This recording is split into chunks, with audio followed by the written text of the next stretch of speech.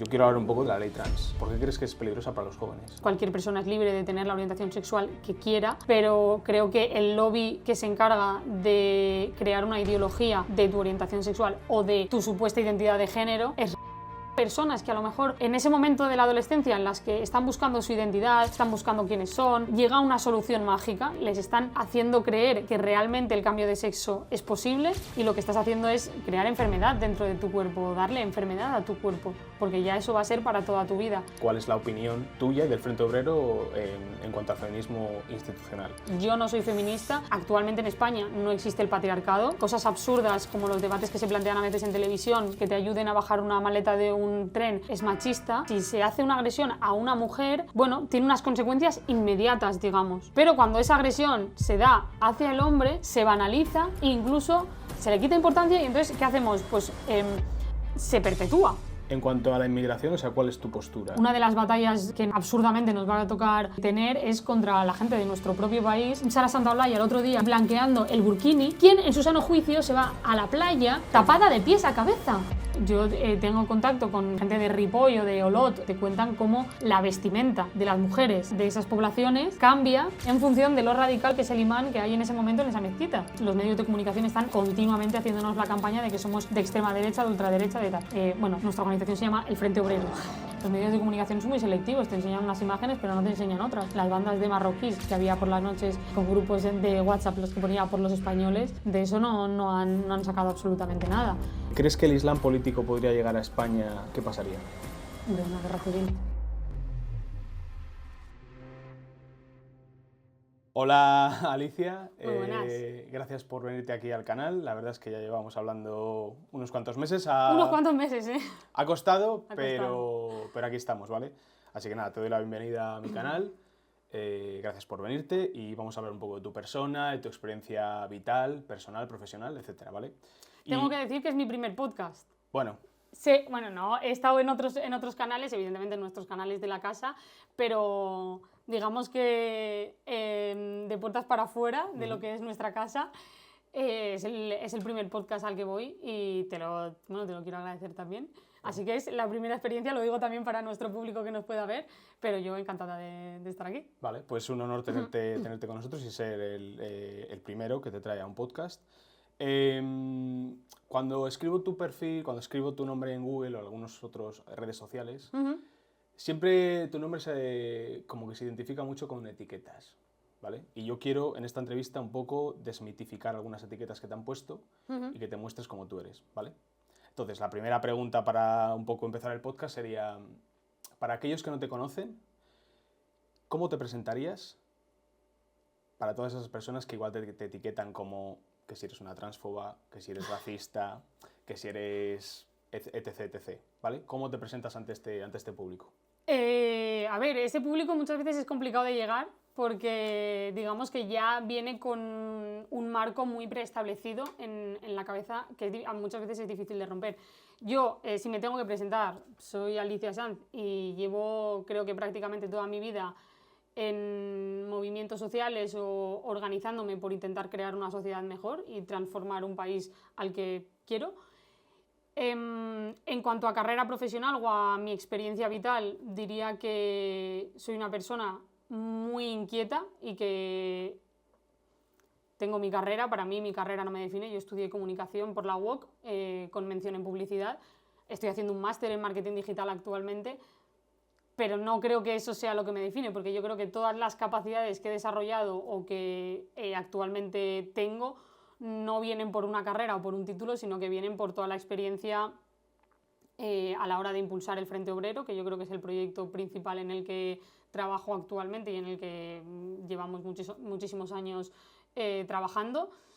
Y para toda la gente que cree o que tiene esas etiquetas preestablecidas, le diría que, que en qué hechos o en qué cuestiones en concreto se basa para pensar eso de mí, porque yo creo que dentro del Frente Obrero o en la gente que a mí me rodea, me rodean muchos tipos de personas distintas, que evidentemente son mujeres, son hombres, son personas de origen migrante, podemos decir, con todo tipo de orientación sexual y que yo no etiqueto a las otras personas ni creo una identidad en torno a lo que piensan o a su orientación sexual o en torno a lo que piensan en una cosa en concreto, sino para mí lo que define a las personas al final es lo que hacen, porque tú puedes decir, y tenemos 1000 ejemplos de eso en la sociedad actual, tú puedes decir 1000 cosas y luego ser una persona repugnante en los hechos y en cómo te comportas en sociedad. Y de hecho, en una sociedad en la que vivimos actualmente, en la que la imagen lo es todo, normalmente la gente dice mucho y hace muy poco. Yo creo que tanto al Frente Obrero como a mí lo que nos define son los hechos y lo que hacemos en nuestro día a día. Que hay personas que quieren seguir creyendo un discurso de ultraderecha, extrema derecha o de determinadas etiquetas, yo no me voy a volver loca por intentar que cambien eso. Confío en que los hechos y lo que vamos haciendo y lo que hacemos hablan por sí solos. Y ahora que mencionas la política y volvemos un poco a tus inicios, o sea, ¿qué es lo que te pone en marcha? O sea, ¿cuál es el momento en que tú dices, este país no me representa, tengo que hacer algo? Yo no recuerdo un momento en el que diga, me pongo en marcha, porque creo que desde muy joven he sido la típica persona pesada o, digamos, no voy a decir follonera, pero sí que ante cualquier cosa que veía que me indignaba o que no me parecía bien, pues siempre he intentado cambiarlo, aportar. Entonces creo que no hay una cosa en concreta o un hecho en concreto que me ponga en marcha, sino que tal y como voy creciendo y voy conociendo alternativas o movimientos que me representan más o menos, voy uniéndome o voy contribuyendo a lo que ahora mismo es el Frente Obrero. Pero bueno, yo desde pequeña he estado, o cuando era muy joven, en movimientos estudiantiles, cuando esos movimientos, digamos, que yo me acuerdo en mi clase, porque a mí creo que ahora la juventud o las nuevas generaciones están muy huérfanos de la organización en general, o sea, de cualquier organización o cualquier movimiento. Yo en mi clase, cuando había manifestaciones estudiantiles, evidentemente estaban, digamos, dirigidas por organizaciones estudiantiles que a mí ahora no me representan y en su momento seguramente tampoco en muchas cosas, pero en las que iba todo tipo de personas, no era de izquierdas, de derechas, o como algo muy acotado, sino que era algo un poco más transversal.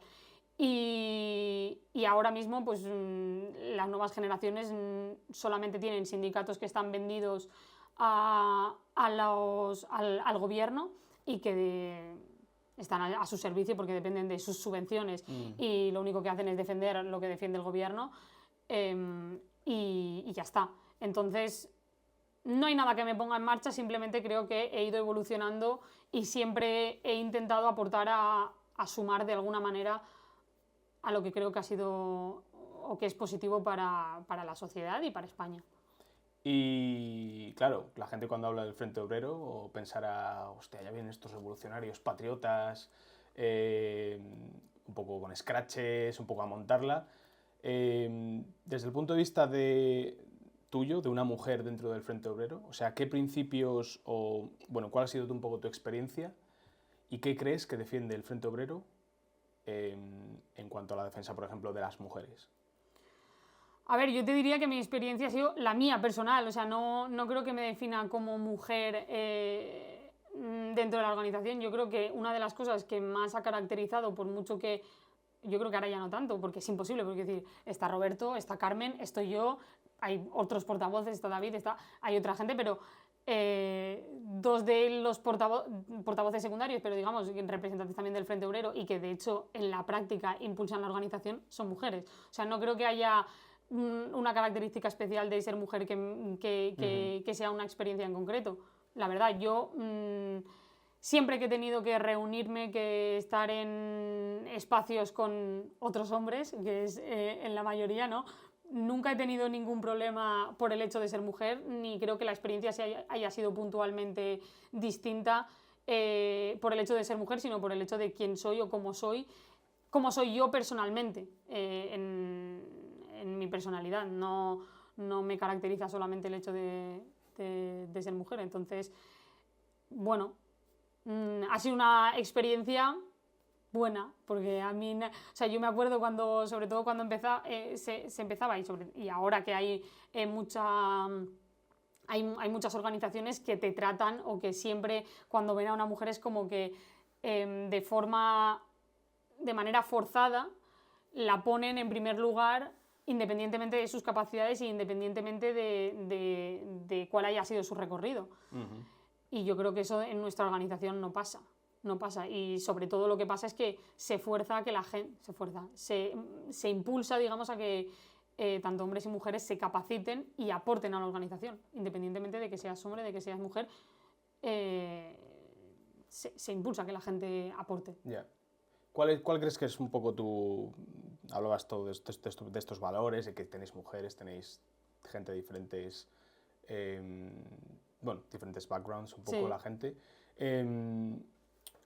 ¿Qué papel crees que tienes tú, como mujer otra vez, dentro del Frente Obrero? Bueno, pues a ver, porque como eres mujer, pues visibilizas de alguna manera pues a la... Yo no siento que represente a las mujeres o solamente a las mujeres del Frente Obrero. Hay mujeres del Frente Obrero que se verán más identificadas o que coincidirán más en la forma de comunicar que tenga Roberto o que tenga Carmen, y otras en las que se verán más reflejados y les gustará más la forma de comunicar que tenga yo.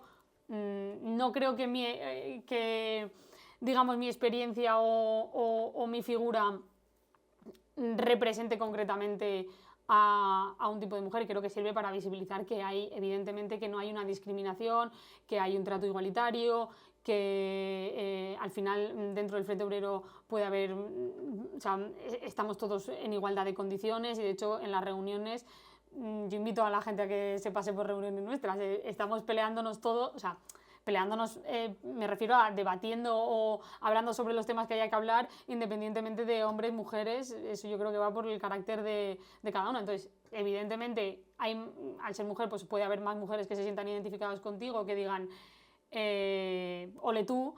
Pero es que yo siempre lo he dicho, para mí el hecho de ser mujer no tiene ningún tipo de mérito. Yo pues, soy mujer y aparte, pues hago lo que hago, y creo que lo que me representa es lo que hago, mis capacidades y lo que aporto a la organización, no el hecho de ser mujer, que eso para mí no tiene un mérito como tal. Somos diferentes hombres y mujeres, evidentemente, no somos iguales, pero creo que eso es complementario, y creo que al final eso no se trata como de ir reafirmando o decir que somos exactamente iguales para todo y que no hay diferencias porque hay diferencias biológicas evidentes. Creo que al final lo que hay que hacer es naturalizar cómo es cada uno y lo que puede aportar cada uno. Y habrá gente que sea más masculino, más femenino, y dentro de su forma de ser, lo importante es lo que hacen. Sí. Es que al final yo creo que como estamos tan acostumbrados o tan, de alguna manera, la sociedad está todo el rato como etiqueta, parece que se nos contagie incluso a nivel interno, pero nosotros, una vez nos sentamos todos a puertas cerradas en una reunión, somos todos iguales y no hay trato o sea, de una manera o de otra por quién eres. Ya. Y ahora que mencionas un poco las diferencias entre hombres y mujeres, claro, yo no puedo dejar este podcast de hoy sin hablar un poco de cuál es la opinión tuya y del Frente Obrero en cuanto al feminismo institucional. O sea, sé que lo criticáis abiertamente y es una cosa, vamos, lo tenéis por bandera. Mucha gente os apoya por eso, mucha gente os rechaza, obviamente. Y me gustaría saber un poco, o sea, si tú piensas que el feminismo, el actual, ha servido como un poco un arma para dividir tanto a hombres y mujeres. Totalmente. El feminismo ha servido para dividir y para confrontar hombres y mujeres. Y lo podemos ver en la actualidad en cómo se está normalizando o cómo se está creando un conflicto en una relación humana entre hombres y mujeres continua, como si fuera una lucha de intereses contrapuestos. Al final yo no tengo ningún interés contrapuesto a un hombre. Por ejemplo, cuando se habla, ahora hablamos de la crítica al feminismo, pero cuando se habla del tema de la maternidad, de la natalidad, de la conciliación, yo siempre digo, y lo pienso firmemente, que esto no es una cuestión de la mujer, de los intereses de la mujer. Esto es una cuestión de sociedad. Esto es una cuestión de lo que queremos como sociedad, de si queremos una sociedad en la que se pueda formar una familia o no. Y eso no incumbe a la mujer en concreto. Evidentemente, quien lleva 9 meses en su cuerpo a la criatura son las mujeres. pero creo que no debería de ser un tema que continuamente sea como, no, esto es una cosa solamente de mujeres, no, creo que es una cosa de sociedad. Y el tema de que se pueda conciliar o no se pueda conciliar en la sociedad en la que vivimos debería de importarnos a todos, porque al final quien va a formar una familia es la familia, el hombre, la mujer, y luego pues si hay otro tipo digamos, de formas de criar o tal, vale, pero no es una cosa de mujeres, o sea, no es una cosa que haya que apartar o subcategorizar así. Y luego, respecto a la crítica del feminismo, nuestra crítica es frontal al feminismo en general, no solamente institucional. Nosotros no somos feministas, yo no soy feminista y creo que actualmente en España no existe el patriarcado, existen personas machistas, existen personas o incluso puedes decirte alguna empresa que esté dirigida por alguien que tenga esas actitudes, pero no creo que haya un sistema institucional o estructural que oprima a las mujeres. Ya. Entonces, la crítica o la confrontación al feminismo es frontal a todo tipo de feminismo. A Irene Montero, evidentemente, que es la representante máxima de este feminismo institucional degenerado que hay actualmente en la sociedad, pero también a otras corrientes, otras organizaciones feministas que evidentemente no tienen el mismo peso en lo que es la responsabilidad de hacia dónde nos estamos dirigiendo como sociedad, pero que a mí no me gustan. Yeah. No me gustan. Y el feminismo lo que hace es dividir a los hombres y las mujeres. Y yo no creo en eso. Y no creo que sea un problema para plantear o que tengamos que resolver actualmente, porque no creo que exista ese problema para las mujeres. ¿Qué crees que busca esa división?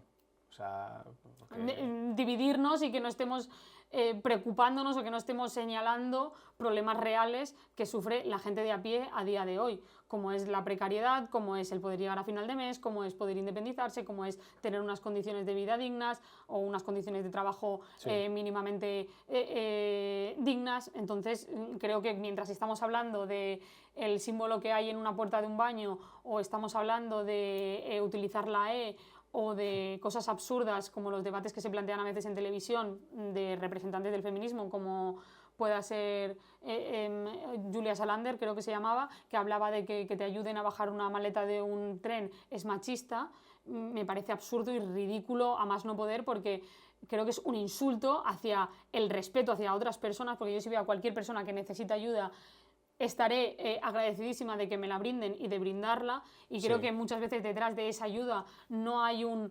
eres capaz de hacerlo, no hay eso, sino que hay una intención pues de acercarse a la otra persona y de tener respeto hacia otras personas. Entonces creo que estamos distorsionando la realidad y las relaciones entre hombres y mujeres. Sí, algunos pensarán, no, pero es que me está ayudando porque hay una intención detrás de sacar algo de mí. Aparte de... A ver, mira, por ejemplo, en el tema de los gimnasios, que yo creo que es un tema que siempre hay en redes sociales, la gente que va al gimnasio o las mujeres que van al gimnasio es como, bueno, que es muy difícil entrar a los gimnasios porque es un ambiente de hombres y tal. Esto yo creo que depende de cómo tú te lo tomes, y yo creo que en eso, por ejemplo, individualmente y personalmente he evolucionado mucho y estoy más tranquila. O sea, que evidentemente alguien que se acerque a decirte esto se hace así o esto se hace así puede tener una intención de querer ligar contigo, de querer conocerte, pero es que eso no es un crimen. O sea, creo que el que alguien quiera acercarse a ti, a mí no me parece un crimen, me parece que si no quieres ligar con esa persona, no quieres conocer a esa persona, no quieres tener trato con esa persona, hay formas educadas de decirle, oye, mira, adiós, o vale, muchas gracias por el consejo.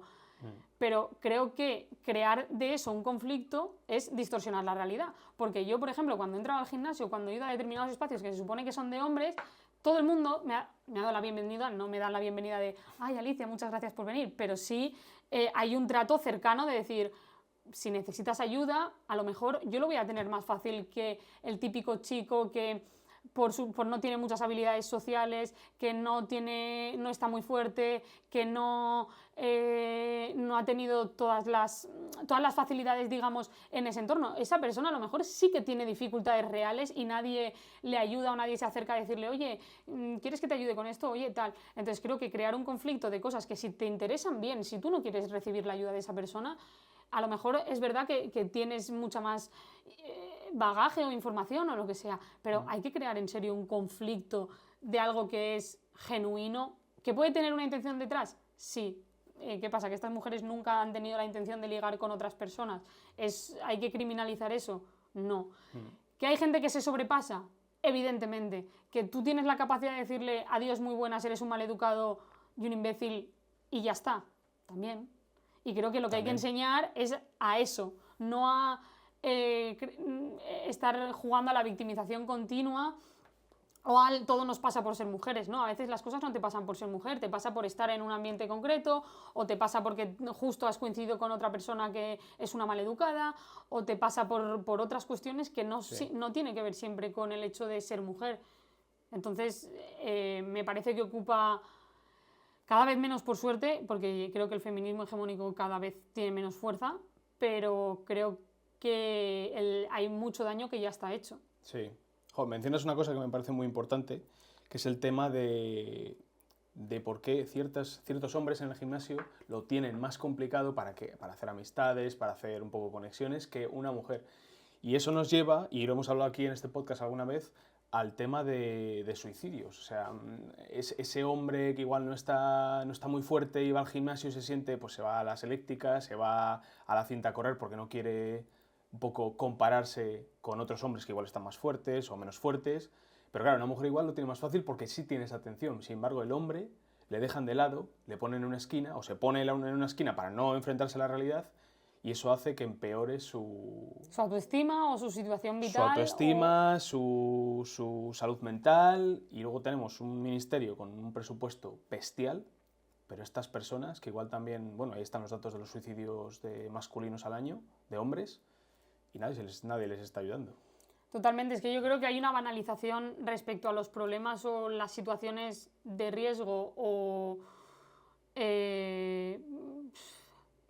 problemas a los que se puedan enfrentar los hombres o que tengan los hombres. O sea, cuando siempre es a la mujer, en cualquier situación a la mujer se le victimiza y al hombre se banaliza con sus problemas o con la gravedad de lo que pueda estar atravesando. Se ve con el tema de los divorcios, pero se puede ver también en cosas como más concretas y menos de menor importancia o de menor calado social, como puede ser el tema del gimnasio. Pero claro, es que cuando continuamente están repitiendo que las mujeres tenemos una situación de discriminación y de vulnerabilidad de la sociedad, yo creo que en algunos aspectos, en algunas cuestiones sí, evidentemente tenemos menos fuerza y a lo mejor menos capacidad de forma general para defenderte, pero creo que en otras cuestiones las mujeres tenemos muchas ventajas. Y tú entras a cualquier entrevista de trabajo o a cualquier,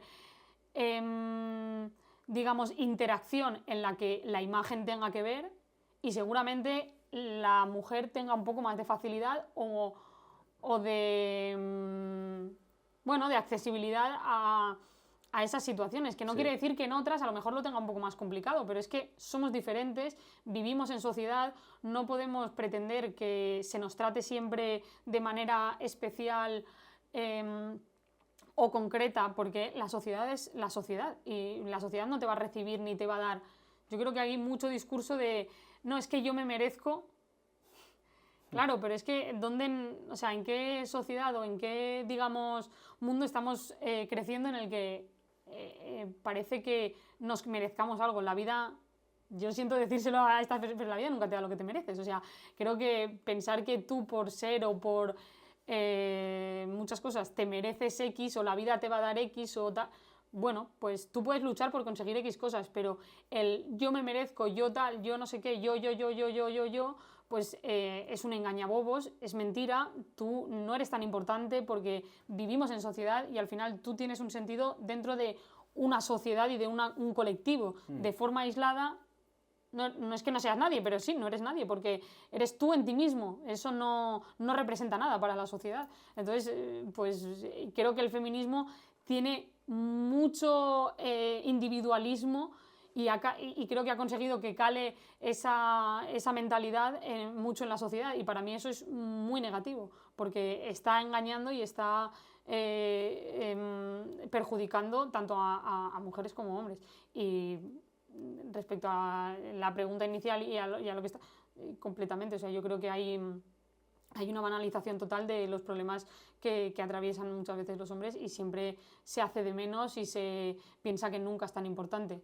Si tú vas con un golpe o con cualquier agresión, por ejemplo, aunque haya sido por parte de un hombre o por parte de una mujer, nunca se te va a dar la misma atención ni la misma importancia si eres hombre que si eres mujer. Y eso es una realidad. Entonces, no tiene ningún tipo de sentido estar todo el rato continuamente en todos los aspectos de nuestra vida haciendo esta diferenciación. Siempre van a haber diferencias. Sí. Por cómo tú eres, siempre no podemos estar individualizando cada caso, porque no vamos a avanzar. La palabra clave me parece es victimización. Totalmente, totalmente.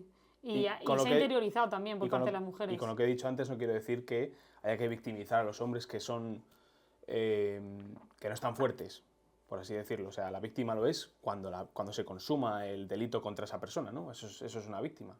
Pero no hay que estar, bueno, es que soy débil porque no soy esto, entonces dame un derecho, dame una subvención, dame esto. No. Lo que hay que hacer es ayudar a las personas.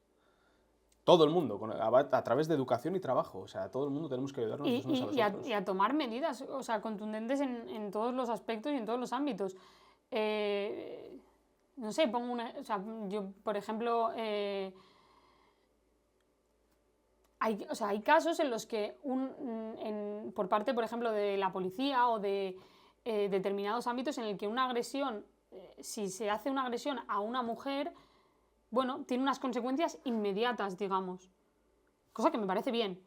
Pero cuando esa agresión se da hacia el hombre, se banaliza e incluso se le quita importancia y entonces, ¿qué hacemos? Pues que evidentemente, vuelvo a decir, los hombres y las mujeres no tienen la misma capacidad de defenderse, vale, pero no quiere decir que se tenga que ignorar esa violencia, digamos, o no darle la importancia que tiene, porque si no, se perpetúa y se acrecenta.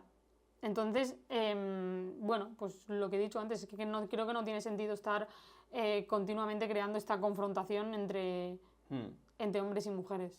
Y antes, para cambiar un poco de tema, has mencionado a Irene Montero, bueno, hemos ya hablado del Ministerio de Igualdad, y claro, yo quiero hablar un poco de la ley trans, porque sé que también es otra cosa que lo criticáis con mucha fuerza. O sea, ¿por qué crees que esta ley es peligrosa? Y en especial, ¿por qué crees que es peligrosa para los jóvenes?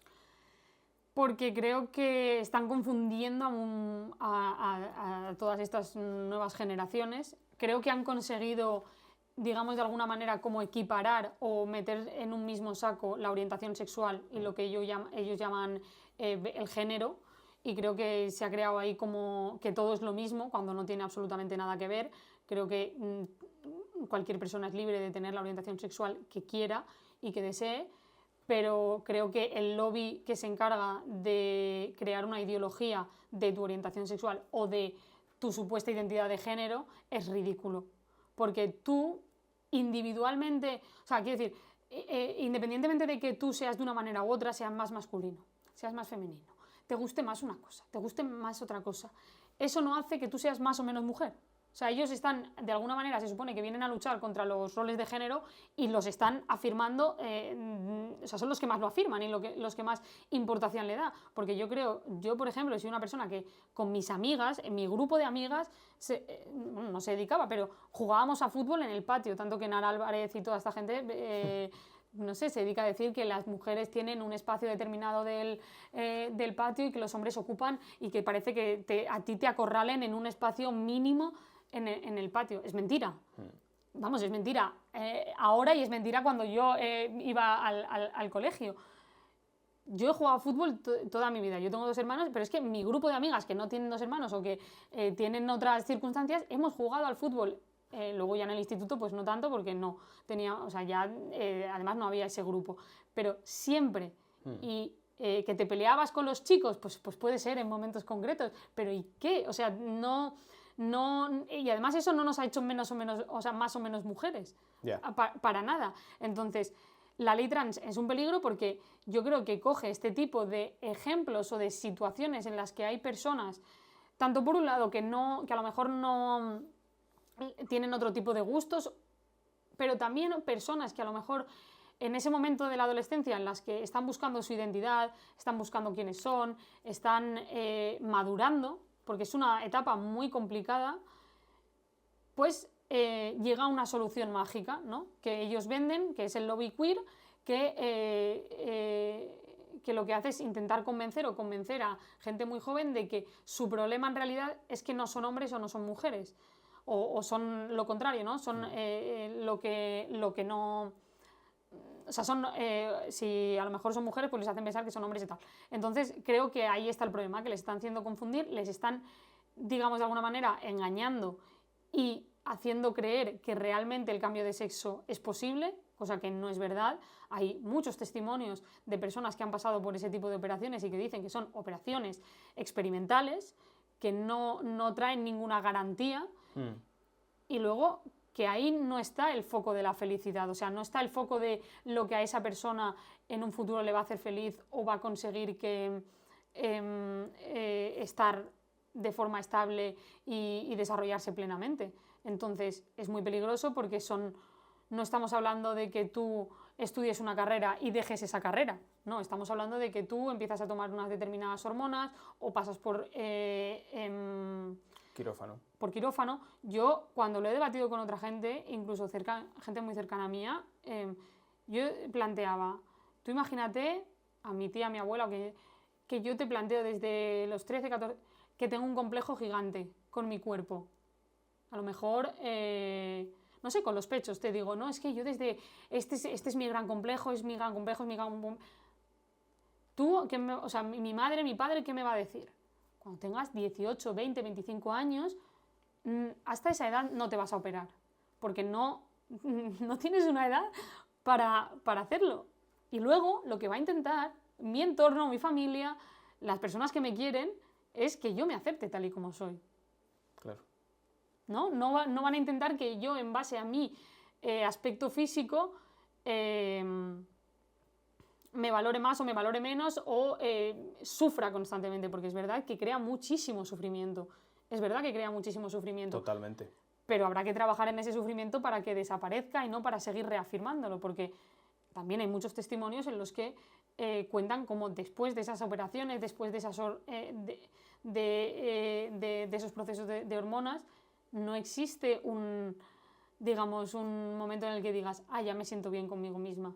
Porque el problema no está ahí, no está en tu cuerpo es sano, tu cuerpo es funcional y lo que estás haciendo es crear no, pero bueno, sí, crear enfermedad dentro de tu cuerpo, darle enfermedad a tu cuerpo, porque ya eso va a ser para toda tu vida.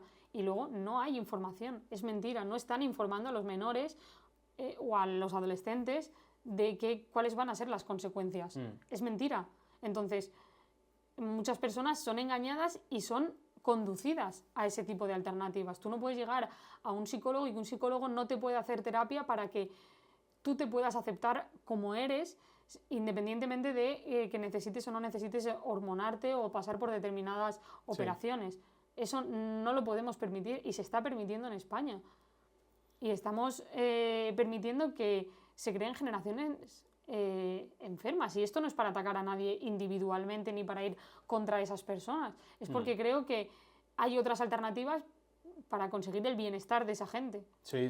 Para mí es un poco la salud de estos menores, pero luego hay otro problema mayor, que es cuando tú sustraes, por así decirlo, la patria potestad a unos padres y se la otorgas al Estado, entonces el Estado tiene que ser consecuente con ese paso que ha dado, ¿no?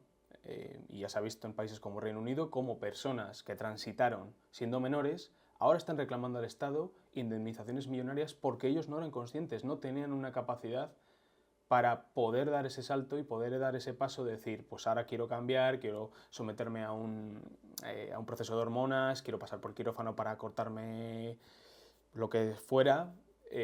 Claro, tú has tomado esa decisión por mí. Tú como Estado te has de alguna forma has tomado ese derecho de la patria potestad que pertenece a los padres, a los progenitores, y has decidido que yo estaba en condiciones para dar este paso. Entonces ahora lo que nos estamos enfrentando son demandas de todas estas personas que dicen que no estaban preparadas. Entonces, ¿quién va a pagar eso al final? Lo pagan ellos con su salud, pero lo pagamos el resto de los contribuyentes también. Lo pagamos el resto de los contribuyentes y yo espero que ese tipo de demandas o de denuncias consigan parar esta locura. Porque es que realmente le estamos arruinando la vida a generaciones enteras. Porque Sí, sí. Eso no tiene vuelta atrás. Y creo que si para votar, para hacerte un tatuaje, para beber alcohol, para conducir, para otras cuestiones que se ve tan evidente que necesitas una mínima de madurez, un mínimo Sí. de madurez, porque para pasar por algo tan complejo como puede ser la hormonación, no existe esa garantía. Y luego es curioso que muchos de estos casos se den normalmente en mujeres, ¿no? Pues que deciden pues eso, amputarse o pasar por operaciones para cambiar su estado físico.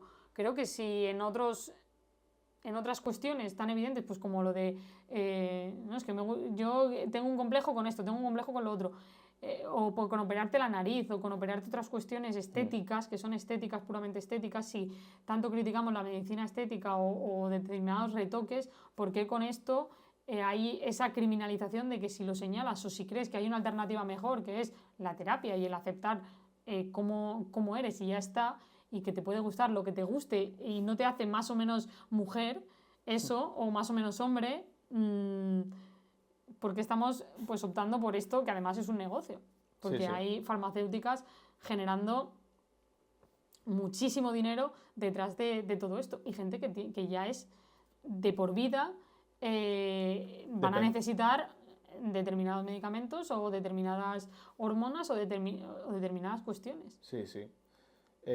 Para cambiar un poco de tema, hemos empezado hablando de la charla de etiquetas y de gente que pretende ser algo que no es. Y claro, a día de hoy pues tenemos todos estos casos de gente diciendo que son licenciados en periodismo, que son licenciados en lengua catalana, que son licenciados en esto, que tienen un máster. Lo que nos trae un poco más a la actualidad. O sea, ¿cuál crees? Para mí esto es un poco que España está en un punto muerto, ¿no? Que hay partidos viejos, que la gente ya no... Bueno, hay mucha gente que sigue confiando en ellos, pero creo que son gente más mayor. Y nuevas generaciones como que tampoco quieren confiar en los nuevos.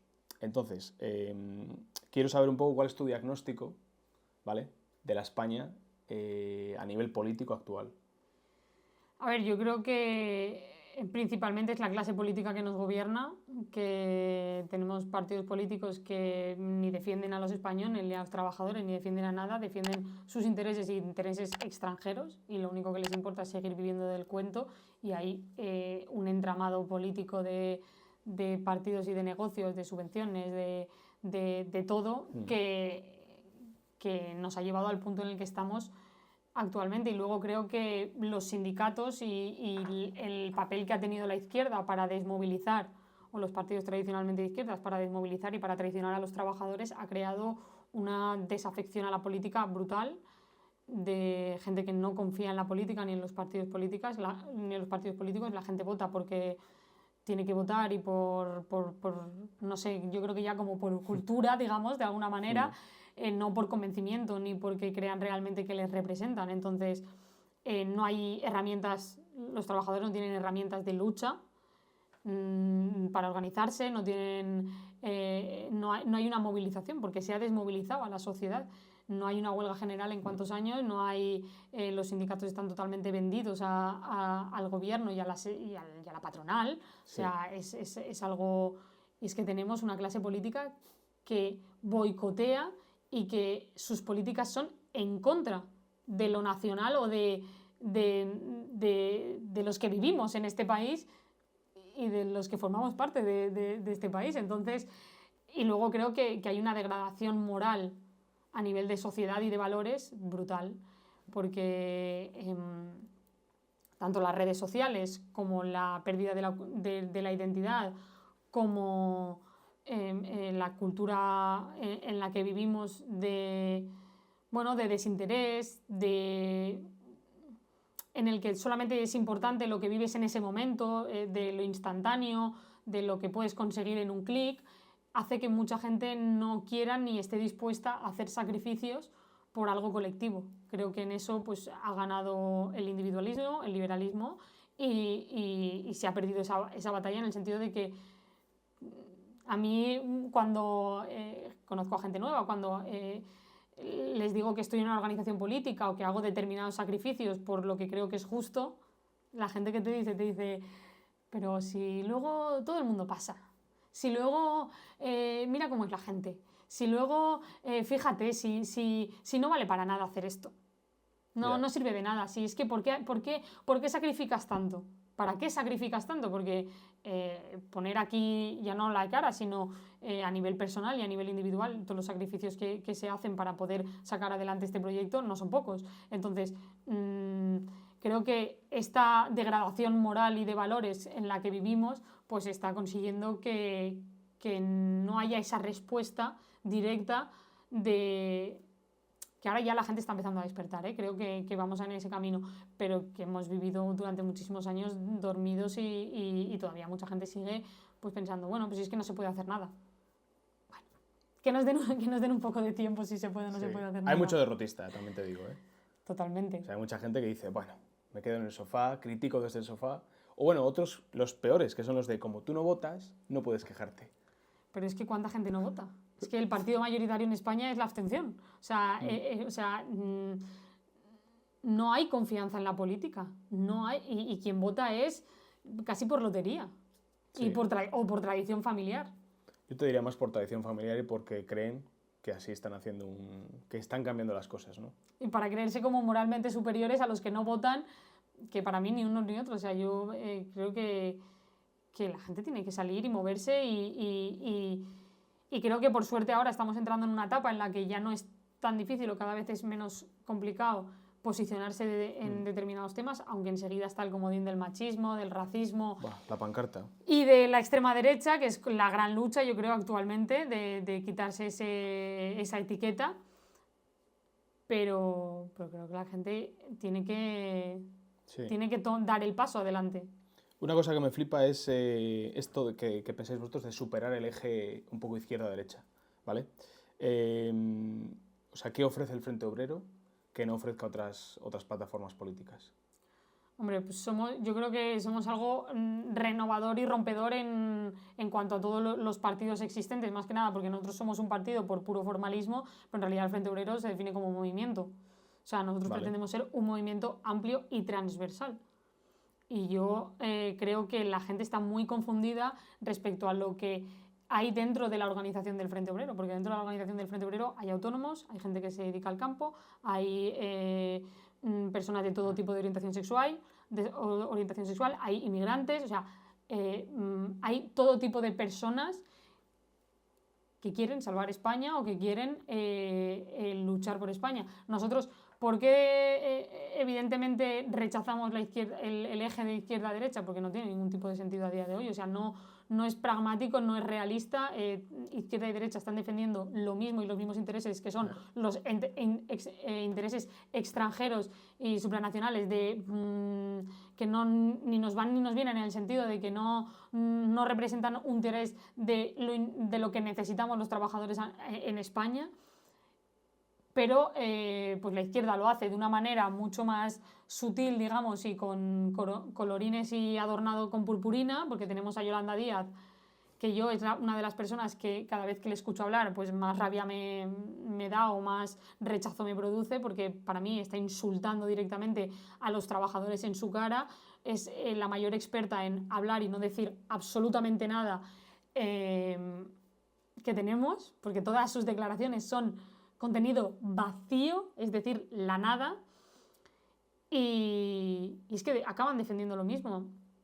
Cuando escuchas las declaraciones o las peleas del Congreso de los Diputados de un partido y otro, parecen de verdad, no sé, una discusión entre niños pequeños. Y tú más, y tú más, y tú, no, pero es que y tú, y tú, y tú, y tú, y tú. Pues todos, evidentemente todos. Nosotros es que no tenemos absolutamente nada que ver con ese tipo de partidos y queremos romper con la clase política que existe actualmente. Entonces, creo que en ese sentido no hay punto en común. Porque es que ni siquiera concebimos la política de forma parecida. Ni a nivel organizativo, ni a nivel de movimiento, ni a nivel de nada. Entonces, Ya. Estamos muy alejados de ese tipo de posturas. Incluso de partidos que puedan defender un poco ese patriotismo que vosotros lleváis en bandera. Sí, o sea, porque es que no, de verdad, que igual que te digo que creo que la gente no entiende, porque los medios de comunicación están continuamente haciéndonos la campaña de que somos de extrema derecha, de ultraderecha, de tal. Bueno, nuestra organización se llama el Frente Obrero. Sí. Creo que no sé si está calando o no está calando, yo creo que no, y creo que estamos haciendo muchos esfuerzos y vamos a seguir haciendo muchos esfuerzos en que la gente conozca realmente qué es lo que defiende la organización. A nivel comunicativo y a nivel de hechos, creo que lo hacemos continuamente porque nuestra política es de hechos, no de pancartas ni de titulares, pero incluso con esos partidos que el tiempo lo dirá, quiero decir, Sí. por ejemplo Vox o otras organizaciones de ese tipo, creo que con el tiempo se va a demostrar cómo son la muleta útil del PP y cómo realmente no son lo que necesita España. Yeah. Entonces el solo Vox desaparecerá y llegará el solo queda el Frente Obrero y la gente despertará y verá que realmente es un partido de señoritos y de gente que bueno, sí, pues lleva un mensaje un poco más crítico en determinadas cuestiones que para nosotros son importantes, como el tema de la inmigración ilegal y del modelo migratorio, pero que no son una alternativa real para los trabajadores, ni representan los intereses de los trabajadores. O sea, con esta noticia que salió hace creo que un par de semanas, de que iban a deportar a los millones de inmigrantes ilegales. Y luego se bajaron del barco. O sea, luego reculan enseguida porque tienen miedo a esa criminalización, que entiendo porque existe esa criminalización, pero es que son necesarias. O sea, hay determinadas medidas que son necesarias que se tomen y que jugando a tira y afloja de no, ahora soy súper radical, pero no, ahora reculo, pero no, ahora esto, pero no, ahora lo otro, no vamos a llegar a nada. Sí. No vamos a llegar a nada y solo demuestra que, bueno, pues que a la hora de ser contundente o de tomar determinadas decisiones o de demostrar qué es lo que va a valer más, si digamos la supervivencia o el bienestar de ese partido o el futuro de tu país, ¿por dónde va a tirar? Porque a mí al final la supervivencia o digamos lo que pueda representar el Frente Obrero no es que me da igual, pero a mí lo que me importa es España. O sea, a mí lo que me importa es sacar a este país de la decadencia en la que vivimos actualmente. Y si es bajo este proyecto, es bajo este proyecto. Y ahora mismo es lo que lo encarna. Pero en un futuro, si se tiene que... Bueno, no se tiene que llamar de otra manera, pero me refiero que si evolucionase, pues es que para mí lo importante y la prioridad siempre va a ser... los valores que defienda, que haya detrás. Sí, sí, totalmente. Y no la supervivencia de un partido o una organización. En cuanto a la inmigración, o sea, ¿cuál es tu postura? Sé que es una pregunta un poco abierta, pero... No, nosotros lo que criticamos es el modelo migratorio y que evidentemente hay un problema con una sustitución real que está habiendo en muchos barrios en España. Tú paseas por... Yo ahora vivo en Valencia, pero he vivido muchos años en Barcelona. Y por cuestiones de la organización viajo mucho a Cataluña, mucho, prácticamente todos los meses. Yo cada vez que voy allí me radicalizo un poquito más, o sea, es pasear por determinados centros comerciales, por barrios en los que tú eres extranjero en tu propio país. Y esto puede parecer una frase muy cliché, pero a mí que se esté normalizando y que se esté incluso incrementando, por ejemplo, el tema del velo en España, me parece cuanto menos peligroso y me parece que el principal enemigo en ese sentido o una de las batallas que absurdamente nos va a tocar tener es contra la gente de nuestro propio país que quiere permitir que desaparezcamos, que quiere permitir que en España se normalice que las mujeres vayan tapadas de pies a cabeza, o que haya hombres que tengan más de una mujer, o que haya niñas a las que se les case en otros países, o que que haya homosexuales que no puedan ir por la calle de la mano en determinados barrios, o un sinfín de situaciones a las que no nos estamos mentalizando que ya está empezando a pasar y que no son casos aislados, sino que es la normalidad en muchos barrios y que hay un miedo brutal a señalarlo. Yo soy por ejemplo, en mis redes sociales critico y señalo mucho el tema del blanqueamiento que hay del hijab en España. Porque tú tienes un montón de influencers en TikTok que están blanqueando continuamente el hijab y que lo están planteando prácticamente como si fuese un complemento de moda. No es un complemento de moda, la gente no lo lleva porque quiere, porque son libres y porque pueden hacer lo que quieran y que claro que es una decisión individual, no es una decisión individual.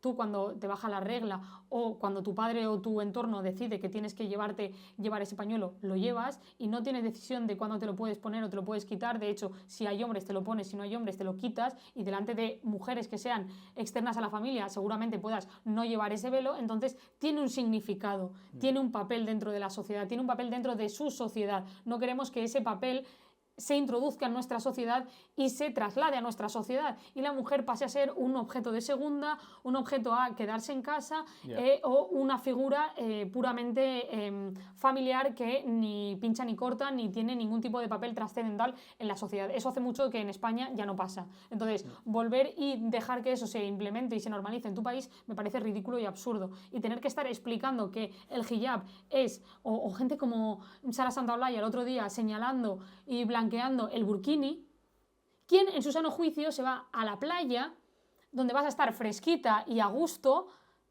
tapada de pies a cabeza? No tiene sentido. Por la libertad.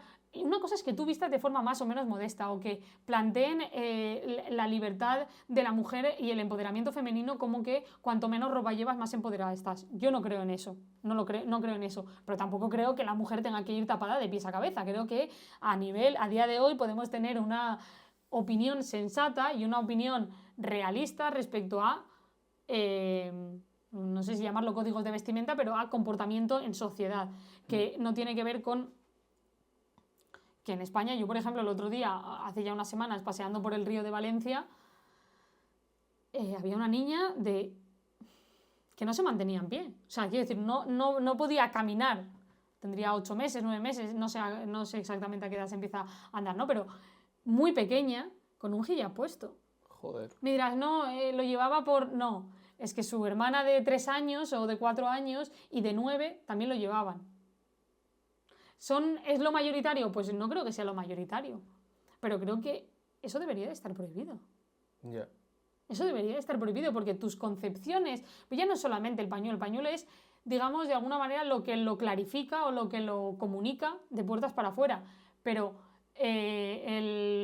la concepción que tú vas a tener sobre tu cuerpo, sobre la pureza de tu cuerpo, sobre los comportamientos que tú puedes tener con un hombre, sobre lo que está bien y lo que está mal, o lo válida o no válida que eres para la sociedad, sí, lo ejemplifica ese pañuelo. Porque si tú no eres pura, tú no eres válida, si tú no tienes no solamente el pañuelo, sino lo recoges con otra serie de comportamientos, porque luego me hace mucha gracia que en TikTok esté lleno de influencers maquilladas como una puerta con un hijab puesto, o con tatuajes, o con un escote, o con... Es absurdo y ridículo. Yeah. Es absurdo y ridículo y delirante. Es totalmente delirante. Entonces, pues no, yo no quiero eso en mi país. No lo quiero. No criminalizamos al inmigrante, pero creemos que evidentemente no se pueden instaurar comunidades enteras en barrios en los que sean sustituidos por la gente española. Porque ellos dicen, o sea, muchos tienen la nacionalidad española, pero no son españoles porque odian a España. Sí. Muchas de estas personas odian y rechazan España. Entonces, tú hablas con muchos inmigrantes, muchos que tienen 2 dedos de frente, dicen, no quiero que al país al que he venido se convierta en la selva, o no quiero que se convierta en una cosa que no reconozco, o incluso en el país del que vengo huyendo. Entonces, nosotros criticamos el modelo migratorio y, por supuesto, pues con el tema de la delincuencia y de la inseguridad hay que tomar medidas radicales. Y con el tema de la financiación de las mezquitas y de la radicalización que hay, de los procesos de radicalización que hay en esas mezquitas, etcétera, etcétera, hay que tener políticas totalmente radicales o contundentes. Sí. Pero es que no hay medias tintas ahí. ¿El tema de la financiación ilegal en las mezquitas? O sea, ¿cómo funciona eso? Pues que hay muchas mezquitas en España que reciben financiación de petrodictaduras, o sea... Vale. Y que hay procesos de radicalización brutales en muy poco tiempo y que son un peligro para España. Por ejemplo, yo tengo contacto con gente de Ripoll o de Olot y de determinados pueblos de Cataluña en los que te cuentan cómo la vestimenta de las mujeres de esas poblaciones cambia en función de lo radical o no radical que es el imán que hay en ese momento en esa mezquita. Ya. Ya. Sí, sí.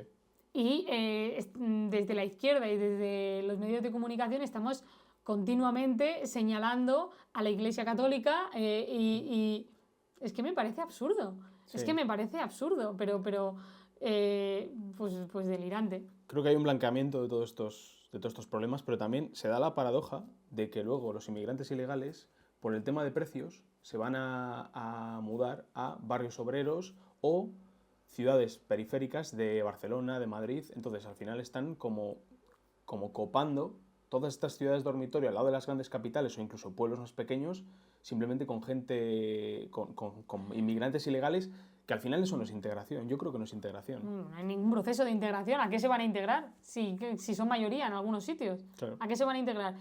Y es que, claro, lo de que se mudan a barrios obreros, claro, es que desde la izquierda y desde determinados partidos políticos, evidentemente no conviven con este tipo de realidades. O sea, quien paga y quien se enfrenta a este tipo de situaciones y tiene que estar conviviendo con este tipo de realidades son los trabajadores. Claro. Son los trabajadores, porque es quien vive esa realidad.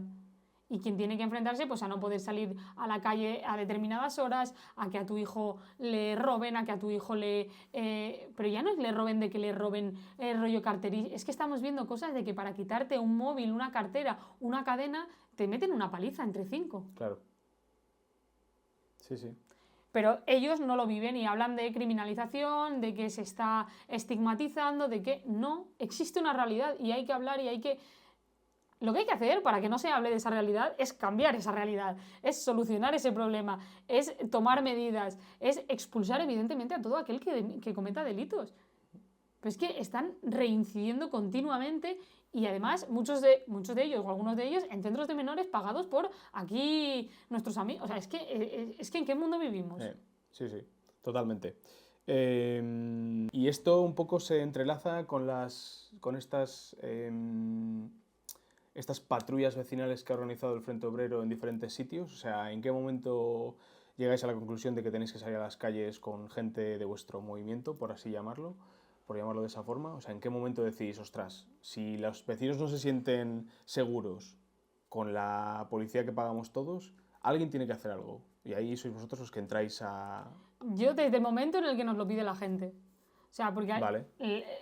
Las patrullas nacen como una iniciativa de los barrios. Yo creo que está el más reciente es Torre Pacheco. En Torre Pacheco, evidentemente, ha habido... Por la gravedad del asunto de lo que pasó, ha habido muchísima atención mediática, pero nosotros llevamos muchísimo tiempo trabajando, por ejemplo, con las patrullas vecinales en Belviche. Yo no sé lo que se imagina la gente de lo que son unas patrullas vecinales, pero nosotros lo que hacemos es garantizar de alguna manera con los medios que tenemos, simplemente con la presencia de grupos, que en determinadas zonas no se cometan delitos o no estén campando a sus anchas. Vale. Y eso surge como iniciativa de la propia gente de esos barrios que está cansada de no poder salir a la calle a las 6 de la tarde.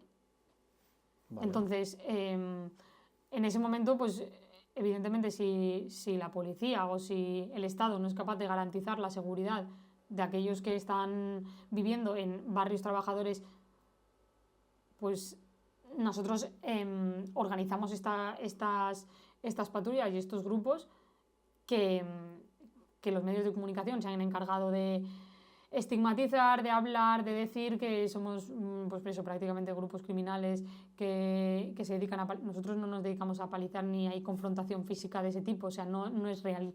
Yeah. No es real. Entonces creo que este papel de los medios de comunicación de criminalizar a vecinos que lo único que quieren es poder salir al parque. Yo vivo en Valencia en una zona bastante tranquila, por suerte y de momento. Y a mí, de verdad, la alegría y la esperanza que me da salir... Habrá gente que se sorprenda porque viva en pueblos o tal, pero otra gente que viva en grandes ciudades como Barcelona, porque yo he vivido en Barcelona, a mí salir de mi casa.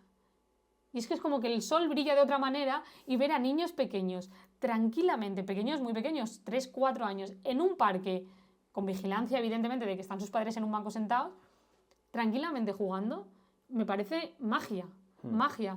Porque en Barcelona ya hay muchas zonas en las que yo, al menos, no sé, a lo mejor estoy loca y he vivido apartada de la sociedad, pero yo no he visto. Yo ni he visto ni veo.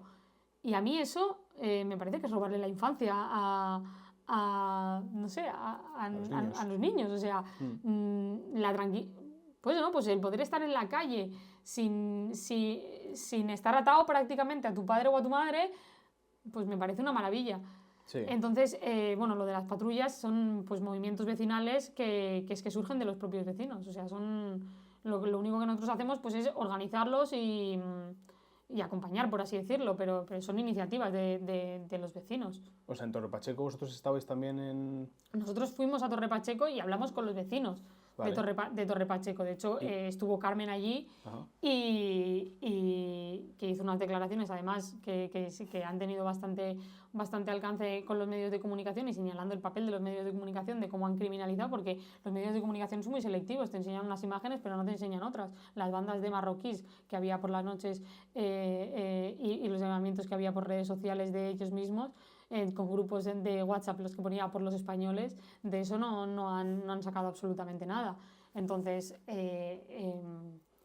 evidentemente no tuvimos nada que ver, no estuvimos con los grupos a los que luego han acabado en la cárcel o líderes que han acabado en la cárcel, pues no, pero es que en la mayoría de los casos eran vecinos. Que luego ha intentado ir gente trastornada pues a hacer de las suyas, pues habrá. Pero como siempre, ¿no? Sí, claro, pero no, claro, nosotros si hacemos esas patrullas pues ya garantizamos que no venga ese tipo de gente. Vale. Evidentemente. Ya. Pero es que son iniciativas vecinales. ¿Y qué os contaban la gente de Torre Pacheco? A ver, es que fue Carmen, yo no estuve allí concretamente, pero la gente de Torre Pacheco lleva mucho tiempo viviendo esa situación de inseguridad. Lo que pasa que ahora, pues por la paliza que le dieron a ese anciano, porque es que es gratuita, o sea, es violencia gratuita por la cara, o sea, no es... O sea, es de que tenemos concepciones muy distintas del uso de la violencia en general, creo. Y eso se está viendo. Y del uso desproporcionado de la violencia. Entonces, pues hubo esa respuesta tan mediática. Y porque hay mucha gente en otras partes de España que está viviendo eso y que se siente una frustración y una criminalización y un señalamiento brutal en sus propios barrios y en donde vive, que no es normal. Entonces, pues saltó por esa cuestión, pero es que hay otras muchas zonas de España en las que se vive pues, situaciones de inseguridad parecidas. En Belviche, bueno, yo estuve haciendo, por ejemplo, entrevistas en Terrassa, en Cananglada, donde venían también bandas de otros barrios a ese barrio a delinquir. Y señoras, no, gente de mediana edad, que a las 6 de la tarde había robos, había inseguridad, a las 6 de la tarde. Sí. Bueno, y normalizar pues el que no puedas estar en una plaza tranquilamente jugando, porque a lo mejor hay gente lumpen dedicándose a beber en esas plazas y de forma mucho más generalizada, porque esto siempre ha existido, o sea, quiero decir, gente que bebe en la calle y tal, siempre ha existido, pero me refiero a cosas generalizadas. Entonces, eso es una situación que ya se vive en muchos sitios de España. Es una pena, la verdad. Una pena porque es verdad lo que decías tú, que no tienen infancia los niños. Porque yo la he tenido. O sea, no contaba con mis padres para bajar al patio a jugar al fútbol. Nunca, desde que tenía 10, 12 años. O sea, nunca ha existido ese peligro, nunca. Y había una inmigración y una integración real. Claro. De hecho, mucha gente que emigró a España en los años 80, 90, incluso principios de los 2000, están totalmente integrados y son más españoles que yo. Bueno, y son los primeros, o sea, son gente que señala cómo, digamos, por culpa de este tipo de es que a nivel de país no tiene ningún tipo de sentido que estemos apostando por este modelo suicida, porque es un modelo suicida que quiere destruir nuestro país y quiere que desaparezca directamente. Y que, bueno, claro que los trabajadores nos matemos entre nosotros, evidentemente, pero es que se está perdiendo y se está perdiendo en muchas partes. Porque yo te lo digo, a mí me da felicidad. Yo cuando salgo de mi casa y veo niños jugando en un parque, de verdad que el sol brilla de otra manera, o sea, me parece mágico. Y no sé por qué estamos apostando, por qué estamos normalizando que esto desaparezca o que esto de alguna manera se normalice en nuestro país. Y luego, pues esa reincidencia absurda, frustrante y delirante con la que tienen que convivir en muchos sitios. Sí. Que ven como a lo mejor a gente cercana suya, gente que conocen, familiares o entorno, sufre una situación de este tipo y esa persona al día o a los 2 días o a los 3 días está en la calle o a las horas está en la calle. Sí, sí. Sí. Claro, ¿qué esperan? O sea, quiero decir, estamos creando este caldo de cultivo, hablando de extrema derecha, criminalizando al hombre español medio que vive en un barrio que es trabajador y que está de sol a sol trabajando para poder sacar a su familia. O sea, este es el caldo de cultivo, criminalizar este tipo de personaje, crear conflicto. ¿Y qué esperan que pase? O sea, quiero decir, ¿qué creen? ¿Que esto se va a solucionar o que el desarrollo de nuestro país se va a dar en paz y amor, armonía y con Yolanda Díaz hablando de purpurina y de estupideces todo el día en la televisión? La gente está harta. Sí. La gente está harta con una clase política que se dedica a irse de putas continuamente y a dilapidarse nuestro dinero, el dinero de la gente que trabaja de sol a sol para sacar a sus familias adelante en coca y putas. O sea, es que la degradación moral y social que estamos viviendo es desesperante. Sí, y luego se permiten el lujo de decir que son ellos los que van a acabar con la prostitución. Sí, es flipante. Y luego tienes a Sánchez pues haciendo sus declaraciones locas, mintiendo sin ningún tipo de vergüenza, ni se sonroja, ni se inmuta el tío, y da igual. Es un experto para porque eso, todo pasa. Es un experto, es absolutamente sorprendente como todo pasa. Todo pasa. Sí. De Torre Pacheco me gustaría moverme un poco más hacia el norte, hacia tu tierra, y hablar un poco de la Dana. ¿Vale? Ajá. Hace unos días ha salido esta noticia que la jueza había echado para atrás un poco el informe no es de la UCO, es del informe de la Guardia Civil, en el que un poco señalaba a la Confederación Hidrográfica del Júcar, que ellos tenían que haber tenido la culpa, no habían dado el aviso cuando tenían que haberlo hecho. ¿Cuál es el panorama un poco que se vive a día de hoy en Valencia con respecto a lo que pasó hace prácticamente un año? Yo vivía en Barcelona todavía, porque llevo muy poco yo soy valenciana, pero vivía en Barcelona. Pero cuando pasó lo de la Dana estaba en Barcelona, y cuando bajé a los 2-3 días de lo que había pasado, de alguna forma yo pensaba, no me creo que no vaya a dimitir nadie. Alguien tiene que dimitir, alguien tiene que tener la mínima decencia de no poder dormir por las noches después de lo que ha pasado, de asumir responsabilidades, de decir, oye, mira, me he equivocado. Es que me da igual de un partido o de otro. Nosotros hicimos una concentración que era ni Sánchez ni Mazón, evidentemente, porque para mí Mazón es terrorífico, pero es que Sánchez no hizo absolutamente nada y dejó que estuviesen abandonadas la gente que vivía allí durante días y días y días, y la única alternativa fuesen valencianos moviéndose desde la capital hasta los pueblos para ayudar a la gente, y no dimitió nadie. Es que a mí eso, yo me acuerdo que hicimos directos y que estuvimos visibilizando cuál era la realidad allí, y yo no me lo creía. O sea, yo pensaba, es que si después de esto, de una catástrofe como esta, de una gestión que no puede haber sido más nefasta, o sea, no se me ocurre nada, o sea, no se me ocurre cómo lo podrían haber hecho peor todavía, o sea, cómo podrían haber tomado peores decisiones. O sea, creo que en todas las decisiones que tenían que tomar, todas las tomaron mal, todas, sí. Absolutamente todas. A lo mejor se me escapa alguna, pero en general todas. Entonces, que nadie fuese capaz de asumir esa responsabilidad, de decir, oye, mira, por un mínimo de decencia y de, no sé, de altura política, cosa que no tenemos en nuestro país, evidentemente, pues nadie asumió responsabilidades. Ahora tenemos a organizaciones de víctimas que ha montado el PSOE para señalar al PP, porque es que es la instrumentalización absoluta de una tragedia. Y que están, pues eso, continuamente intentando señalar al PP y tal, y con esa guerra política.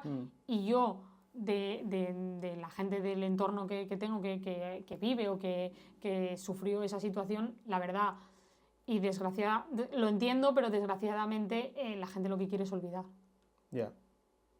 Mucha gente de esas zonas lo que quiere es olvidar porque pues ha vivido situaciones muy traumáticas, sobre todo las personas que vivían en bajos o que estaban en situaciones más complicadas, pero hubo una respuesta, de verdad. Yo no he visto, para la gente que nos vea seguramente sea demasiado joven, pero yo no he visto una respuesta así de movilización. Valencia estaba colapsada, todos los accesos de Valencia estaban colapsados. Nosotros recibimos, y esto a mí me da una esperanza de que creo que en algún momento, cuando esto estalle o siga evolucionando y la gente siga despertando y realmente existan estas situaciones de emergencias, la gente responde. Nosotros recibimos en el local, porque yo creo firmemente en la de profesionales que tenemos en España, lo que pasa que estamos en manos de políticos inútiles y al servicio de todo el mundo menos de nuestro país. Vino gente de Santander, vino gente de Andalucía, de todas partes de España. De Barcelona bajó muchísima gente y de toda Cataluña en general bajó muchísima gente. Se movilizó toda España y toda Valencia para intentar ayudar. Lo que no hicieron los políticos, lo que no fueran capaces de coordinar. Sí.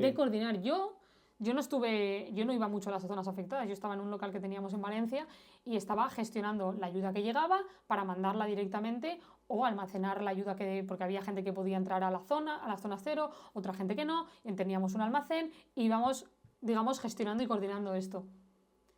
Y la descoordinación del ejército, de la policía, que evidentemente no es de la culpa de los policías o de los militares en concreto, sino del mando policial o de los diferentes mandos, ¿no? Sí. Pero la descoordinación que había, no te digo el tercer día, te digo 6, 7 y 8 días después. No había un mando único, no había una coordinación de toda la ayuda, había naves y naves y naves en Valencia, en Madrid, guardando toda la ayuda o todos los recursos que se habían recogido y que se habían movilizado para que llegase a las casas de las personas afectadas. Sí. Un poco lo del pueblo, salvo al pueblo, que enseguida salieron a desmentirlo, ¿no? Totalmente. A los políticos ni estaban ni se les esperaban. Y muchos policías o muchos militares venían a nuestro local y decían, es que yo, sin uniforme, soy más útil que con el uniforme. Sí. Hostia. No, es bestial que ellos sepan lo que tienen que hacer, pero por un mando que es elegido por un político, porque ese mando es político, ese mando es policía, ese mando es militar, sí, pero está elegido por un político.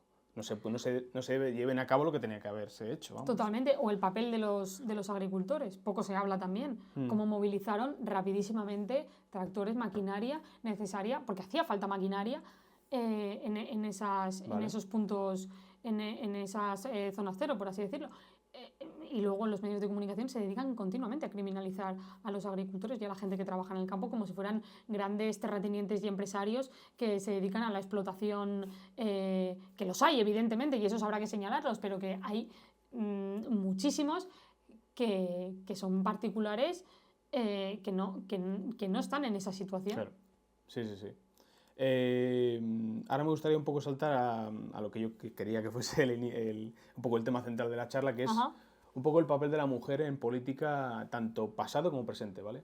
Entonces, desde el pasado al presente hemos tenido feminismo filosófico, conservadurismo, liberalismo, podrías llamarlo un poco más, incluso conservador, ¿vale? Entonces te voy a dar unas figuras, ¿vale? Y echarnos un poco sobre ellas, ¿vale? Simone de Beauvoir, ¿vale? Defendía que la mujer no nace, sino que la mujer se hace, ¿vale?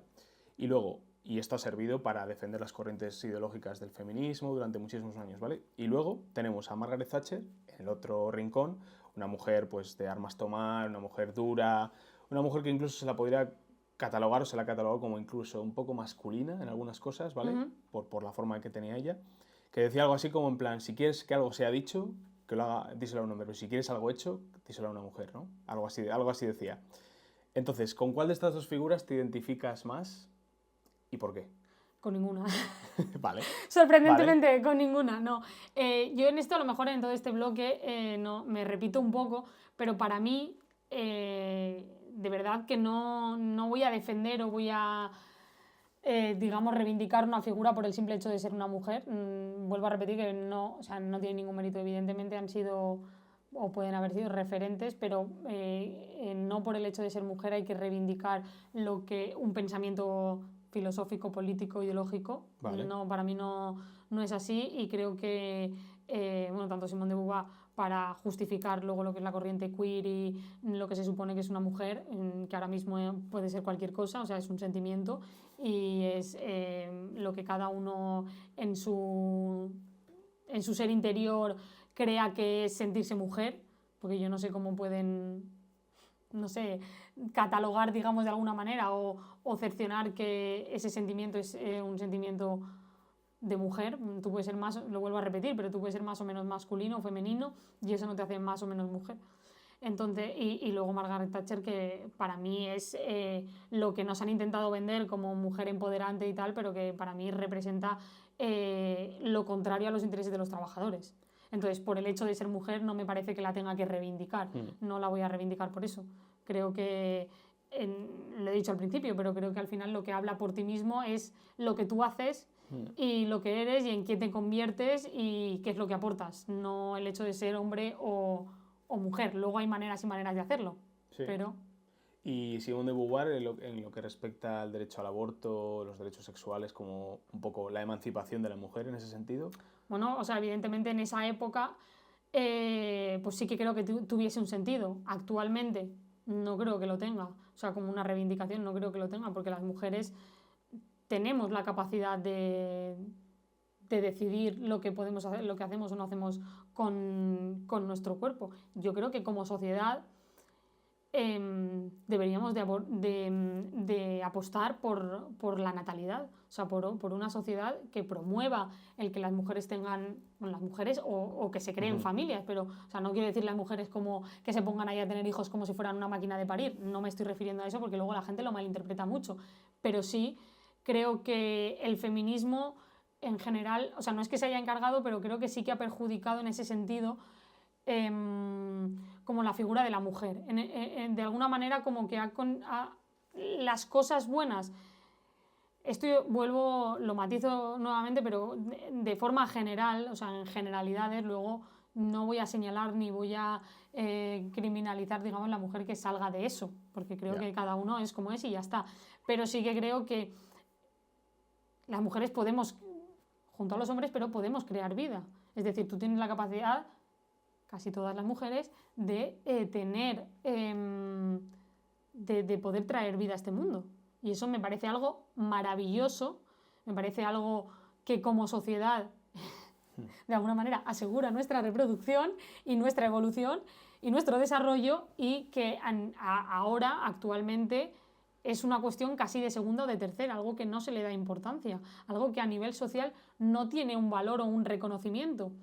Y, hombre, para mí, vuelvo a decir, es que no quiero que se convierta esto en una competencia entre hombres y mujeres continuo, pero creo que eso se le debería de dar un valor como sociedad, y creo que el feminismo, como ahora parece que lo único que te puede definir es tu carrera política, tus estudios, cuántas cosas has hecho, cuántas experiencias has tenido durante tu vida, porque tienes que tener una vida donde hagas muchas cosas, tengas un montón de títulos, tengas un montón de certificados de esto, experiencia infinita, vale, pero y lo humano y la sociedad y lo que nos representa, o sea, y lo que estructura lo que luego somos capaces de crear. ¿Qué pasa con todo eso?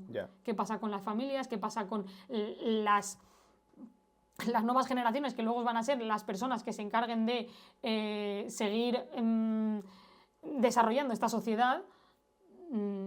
¿Cómo se estructura todo eso? Porque parece que es algo de lo que no se habla, o que cuando se habla siempre se habla como desde un feminismo de la mujer, la mujer, la mujer, la mujer. No, la sociedad. Vamos a volver a ponerlo en el centro. Sí. Entonces, bueno, creo que eso es importante. Sí. Y si nos vamos un poco más al presente, te doy dos figuras, ¿vale? Por un lado, ahora que mencionas la familia, te nombro a Giorgia Meloni, por un lado, y por el otro lado te nombro a Mette Frederiksen, ¿vale? La danesa. Sé que no te vas a quedar con ninguna de las dos, pero si pudieras darme un poco alguna pincelada de algo... Es que yo creo que es como en todo, o sea, tú puedes coincidir, evidentemente, aunque luego aquí creo que lo aplicaríamos, o desde el Frente Polisario se aplicaría de otra manera, en, por ejemplo, el tema de las políticas migratorias, pero no voy a encajar con ninguna de las dos en su totalidad, porque es que el hecho de ser mujer, con el tema de la sororidad, de los cupos y de que se te etiquete o parece que se equipare, es como si todos fuéramos lo mismo.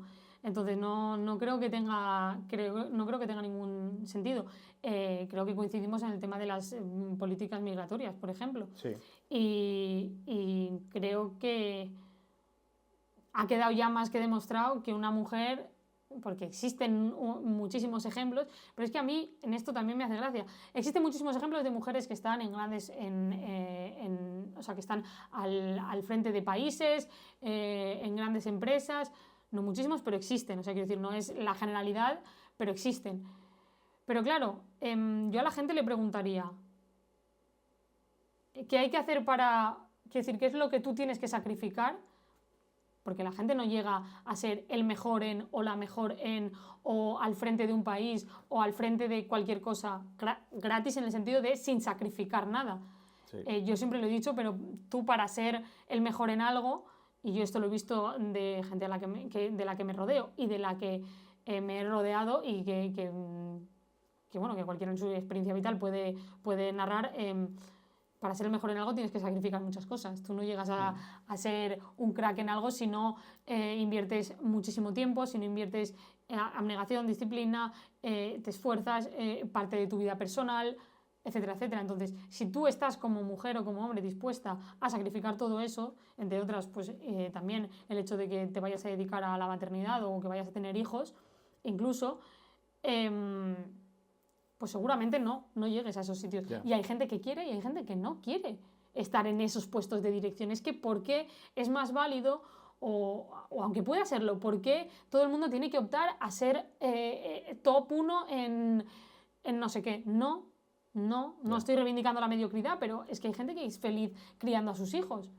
Y eso está garantizando que en un futuro tengamos un país, a lo mejor, con gente mucho más estable mentalmente o sin tantas taras a nivel familiar. Pues es que eso para mí también tiene un valor. Bueno, es una decisión personal, ¿no? Es una decisión personal. Hay un coste y un beneficio exacto, y tú eliges. Efectivamente. Pero poner el dedo en el que lo hace por una razón o lo hace por otra me parece un error. Totalmente. Sí.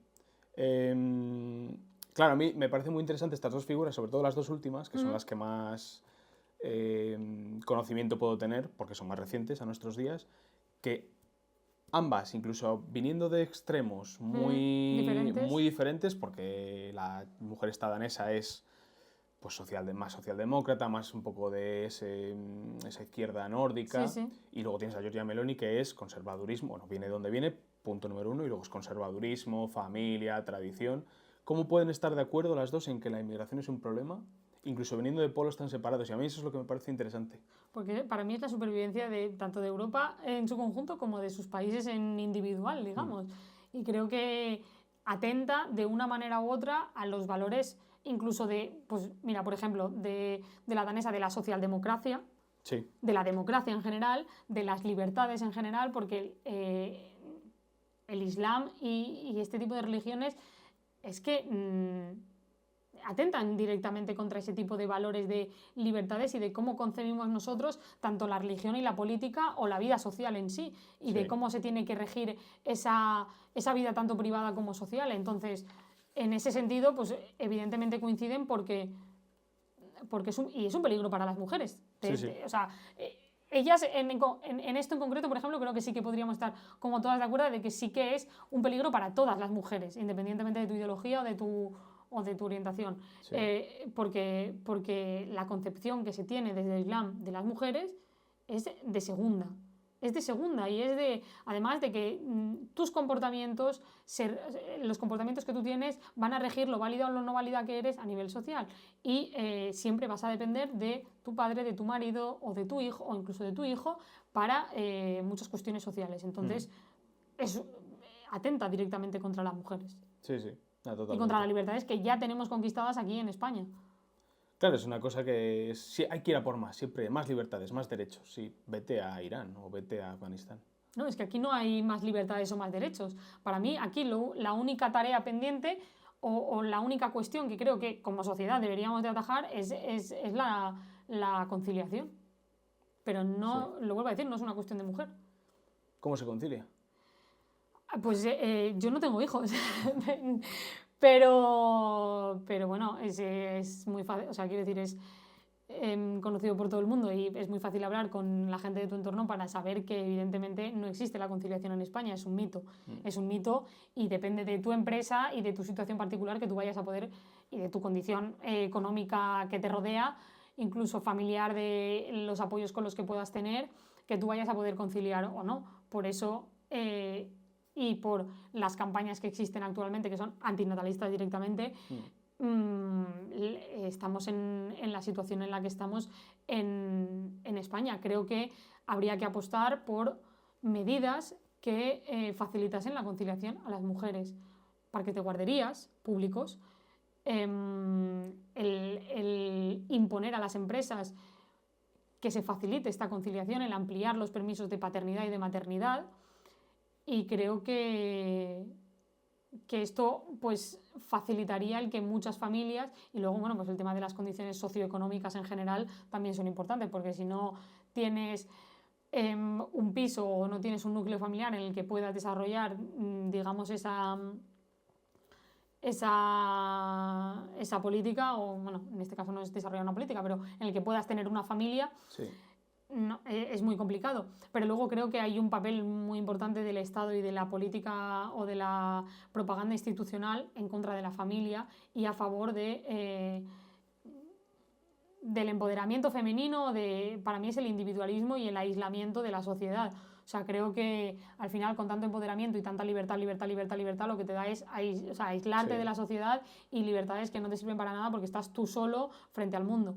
Sí. Y cuando parece que el tener una pareja, el apostar por un proyecto a nivel de pareja o a nivel familiar estable en el tiempo es prácticamente el fascismo, pues lo que están consiguiendo es tener a gente que tiene 30, 40 años que por sus circunstancias, y esto lo digo porque cada vez que lo toco la gente se lo toma muy a lo personal, no es un ataque absolutamente a nadie, o sea, no es un ataque a quien no ha creado ese proyecto, sino es un ataque a la política institucional y a la propaganda institucional que le ha vendido un proyecto de felicidad en el que tú, yéndote a Bali todos los años, siendo súper feliz o incluso creando todos tus proyectos empresariales o haciendo un montón de cosas que se supone que iban a garantizar tu felicidad o lo que tú ibas a querer en la vida, al final han derivado en un fracaso absoluto. Sí. O sea, un fracaso absoluto en el sentido de que no era lo que a lo mejor tú querías y que muchas veces con el nos merecemos más, ¿no? No sé, los típicos memes o el típico discurso de las mujeres que dicen no, es que claro, porque los hombres no valen para nada y las mujeres somos mucho más independientes y mucho mejores y mucho tal. Y para mí es mentira, o sea, es mentira. Si tú no das nada y no aportas nada a la relación, no sé por qué pides tanto. Porque sí. A lo mejor, tanto de un lado como de otro, porque yo también veo a mucha gente flipada diciendo no, porque esta mujer es que es una no sé qué. Es como, ¿y tú qué aportas? ¿Tú qué aportas? Preocúpate por aportar tú y por... yo creo que hay que saber estar bien solo, pero creo que el apostar por un proyecto de familia o de pareja que no va a ser el tenemos un problema, pues lo dejamos, sí. Es importante y que creo que esos valores se han perdido y se han perdido a favor de la soledad. Y a mí romantizar la soledad me parece ridículo, porque la gente aislada y sola es mucho más frágil y mucho más fácil de manipular, sí. de desmovilizar, de desmoralizar, de desmotivar, de caer en depresiones, de caer en ansiedad, de caer en un montón de cuestiones que no creo que nos favorezcan. Yo te lanzo una idea. Has hablado de aportar. Y creo que fue hace, no sé si son 3 o 4 años, una mujer ganó el premio Nobel de Economía, en el que básicamente desmontaba un poco todo el tema este de si hay que ayudar, que si las ayudas, que si esto, lo otro, y decía que básicamente la conciliación se podría llegar a dar medianamente plena a través de la división de tareas en el hogar. Y a mí es algo que me flipó. O sea, ¿en qué sentido? Que en el hogar, tanto el hombre como la mujer... hagan las mismas cosas. No. Mismo es una palabra un poco... Las mismas cosas es imposible. Es imposible. Ese 50-50... Pero me refiero, ¿se refería a que la mujer se quede en casa y el hombre trabaje? ¿O? No, que lleguen a acuerdos para que las tareas domésticas sean más o menos o intenten llegar a un 50-50. Esa concienciación de que el hombre también tiene que aportar algo en la casa, tiene que saber hacer cosas, ¿no? Pero es que eso yo creo que matizarlo a día de hoy... Pues... a ver, no sé, a lo mejor me sorprendería, pero yo con la gente con la que he convivido, o sea, sabían poner una lavadora. Sí, y claro. sabían vivir de forma independiente. Y me parece que hacer una caricatura del hombre de que no sabe planchar o no sabe... Bueno, yo planchar no se me da especialmente bien, pero bueno, me da igual. Que prefiero que no sabe hacer determinadas tareas domésticas, me parece absurdo y ridículo. O sea, no todos los hombres son un desastre y tal. Pero creo que a nivel de conciliación no lo sé, tendría que leer lo que me estás comentando, pero no solamente con una división de tareas, digamos, de tú haces la comida y yo pongo la lavadora, o tú haces esto y yo hago lo otro, se facilitaría la conciliación o se implementaría la natalidad, sino que creo que por ejemplo, con determinadas... a la hora de pagar impuestos, ya no te digo de dar ayuda por hijo, sino de que pagues menos impuestos por hijos que tengas, creo que sería una facilidad a la hora de poder formar una familia. Eso lo hace Hungría. Por ejemplo, creo que esas cosas a mí me parecen interesantes, o por ejemplo, ahora que existe el teletrabajo, yo no soy muy fan en general del teletrabajo, pero creo que es una herramienta útil en determinadas ocasiones puntuales en las que se pueden facilitar mucho la conciliación, porque es más fácil de compaginar. Sí, totalmente. Y yo es que creo que eso, o sea, el tema de las tareas domésticas, creo que es una cosa que atañe a la pareja en su privacidad, por así decirlo, y de cómo decidan organizarse. Pero a mí me parece que no es real la caricatura que existe a día de hoy de los hombres, de que no saben hacer lado con un canuto, de que se dejan la tapa siempre me parecen cosas, o sea, que son una caricatura, que existen, evidentemente, que son su mayoría y que todos son así, pues no. También hay tías muy inútiles, las hay. Hay personas inútiles, sí. Sí. Me gustaría tocar un tema que sé que también es un poco la piedra angular de este movimiento al que tú perteneces, que es el tema de los scratches a personas que hace prácticamente 10 años los practicaban y decían que había que hacer del scratch un arma política. ¿Cómo ves tú un poco el tema de los scratches a día de hoy? Y luego, ¿dónde está esa línea divisoria entre la violencia política, si se puede llamar así, y un poco la libertad de expresión? A ver, es que nosotros los scratches los hemos utilizado como altavoz, digamos, para señalar la hipocresía que mucha de esta gente, que además no suele ir a debates y no suele confrontar en general con la persona que opina distinto, sino que son como una secta en las que se retroalimentan entre ellos, y señalar esta hipocresía en sus políticas y en sus discursos. Yo creo que es legítimo, o sea, creo que al final, si tú como organización no quieres que te hagan scratches, pues evítalo. O sea, claro, es que la seguridad... Nosotros hemos intentado hacerle scratches a Pedro Sánchez, a Yolanda Díaz sí que conseguimos hacer uno, pero a otra gente que tiene una seguridad que te ven en la cola y yo no sé ni cómo, porque no éramos ni gente conocida, nos decían, venga, fuera de aquí, no vais a entrar. Pero luego, pues sí que es verdad que la gente de Podemos pues, tiene una seguridad un poco nefasta. Y entonces, pues, es muy capcioso y muy fácil de viralizar, además de señalar cuál es la hipocresía y cómo han vendido totalmente a los trabajadores y cómo, por ejemplo, con el tema del velo o de las agresiones sexuales, tienen un discurso sumamente hipócrita, porque cuando depende del agresor, lo señalan o no lo señalan, la víctima es válida o no es válida. Ya. Entonces... Ya. ¿Cuál dirías que es un poco no sé si llamarlo enemigo, pero bueno, ¿cuál es el partido al que digáis, este partido le tenemos ganas? Pero a nivel de scratch. Sí. A nivel de Sí, hacer sí, algún sí. scratch. Pues a ver, yo creo que Pedro Sánchez sería increíble, pero claro, es que no es imposible. Es imposible llegar a él. Bueno, a ver, yo nunca retaría a Carmen, porque es capaz de todo, Yeah. pero es muy difícil, tienen una seguridad tremenda. Yeah. Pero bueno, yo creo que sería divertido. Pero y luego tienen también a todo su séquito de yayos y de... Bueno, de yayos no es despectivo, pero me refiero de personas que apoyan esa organización que te señalan y enseguida tienen como esa reacción. El séquito, ¿no? Sí, pero tienen como un protocolo o algo, porque enseguida se giran y te llaman a ultraderecha y no sé qué, y fascistas. Sí. Bueno, es absurdo. Como ya hemos hablado bastante del tema nacional, quiero que un poco des tu opinión, si puedes, también en algunos aspectos del tema internacional, como puede ser un poco, si quieres podemos hablar de Gaza, o, mira, te lanzo los 4 puntos que haya preparado: Gaza, Ucrania, Palestina y Venezuela. Bueno, empiezo por el último que me has dicho. Nosotros o yo, evidentemente, lo que hay en Venezuela es una dictadura bananera. O sea, creo que todo lo que se supone que reivindican es falso y mentira. Ahí manda una oligarquía que de alguna manera tiene relación también con determinados partidos políticos en España. Sospechosamente, ¿no? Sospechosamente, y que, por ejemplo, salía además ayer o anteayer la noticia del reloj de Maduro que valía no sé cuántos miles de euros. Sí. Entonces, bueno, pues simplemente hay otra clase política que manda y que decide, y que yo creo que allí los trabajadores están en una situación deplorable y que hay que señalarlo y denunciarlo. Y que evidentemente es una dictadura, no es una democracia. Ya. ¿El tema de Ucrania?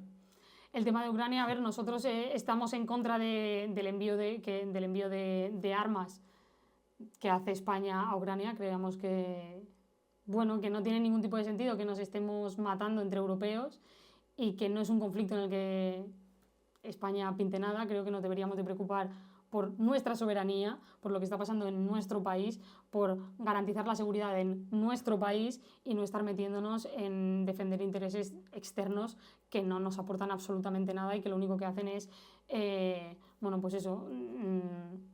defender otros intereses que no representan lo que necesitamos en España actualmente. ¿Y Palestina? A ver, nosotros con el tema de... Yo creo que con el tema de Gaza es que lo que pasa es que ahí hay una polarización brutal y es muy difícil posicionarte sin que de un bando y de otro te estén señalando continuamente. Sin etiquetas. Sin etiquetas. Nosotros denunciamos el islamismo de Hamás, evidentemente. Tampoco apoyamos el sionismo, pero yo creo que a día de hoy plantear una alternativa que no sea la de los dos estados pasa por una masacre. Entonces, no creo que sea una opción actualmente. No lo creo. Entonces, pues eso, creo que hay que tener... O sea, la izquierda actualmente es como que se conchavea o parece que defiende a Hamás directamente. O que solo... O sea, que los representan prácticamente. Entonces creo que no ganamos nada. Ni islamismo ni sionismo. Yo creo que es un poco en lo que se resume nuestro pensamiento, digamos. Vale. Creo que tampoco... Es que creo que en España tenemos otras prioridades que estar continuamente, porque los políticos lo utilizan como bandera para seguir, yo creo, confrontando o creando polémicas. No te voy a decir absurdas, evidentemente, porque es un conflicto internacional, ¿no? Pero creo que deberían de preocuparse un poco más por los problemas que tenemos en España. Vale. Para acabar un poco la charla, siempre preparo una ronda relámpago, que lo llamo yo, ¿Vale? con preguntas cortas, más o menos cortas, y con respuestas cortas, ¿vale? Entonces, ahora te doy un sí o un no, ¿vale? Y te lanzo unas preguntas. ¿Pondrías el servicio militar obligatorio en España? Ahora sí. ¿Cerrarías Televisión Española o cualquier otro canal autonómico con financiación estatal? ¿Cerraría? ¿O autonómico? Sí. No lo cerraría, pero digamos que no puede funcionar como funciona actualmente. Que es la propaganda Vale. del partido que gobierna. Vale. Si no existiese el Frente Obrero, Echaría a Sara Santaolalla. Bueno, Sara Santaolalla justo no está ahí, pero bueno, prescindiría de sus servicios. vale. Perdón. Nada, tranquila. Si no existiese el Frente Obrero, ¿te abstendrías antes de votar a otro partido político? Sí. Bueno, no, sí. No votaría sí. ¿Saldrías de la Unión Europea? Sí. ¿Legalizarías las armas en España? Uf.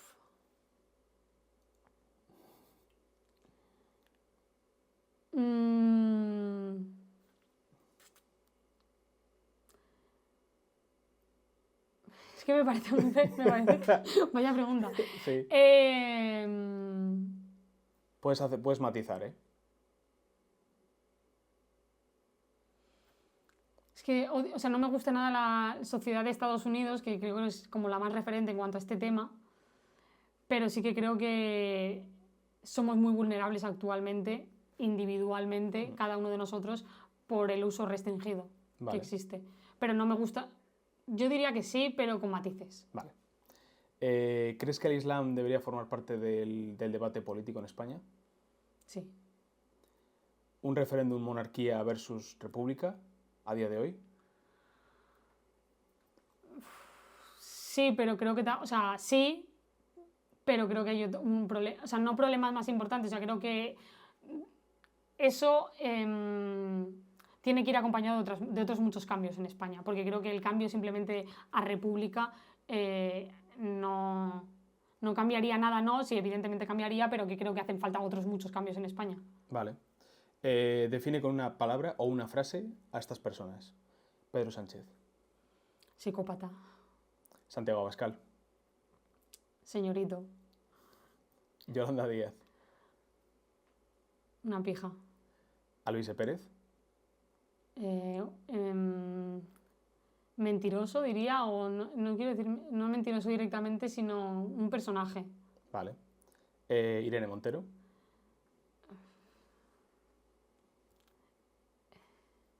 Una buscavidas, no sé. Otegi. Un terrorista. Pablo Iglesias. Diría un empresario, a lo mejor, casi ahora, o un traidor a los trabajadores. Roberto Vaquero. Un líder. Dolores Ibarrurri. Una traidora. ¿Qué piensas cuando oyes que los hombres son potenciales violadores? Que el feminismo ha hecho mucho daño. Si pudieras conversar con un personaje histórico durante un día, ¿a quién elegirías y por qué?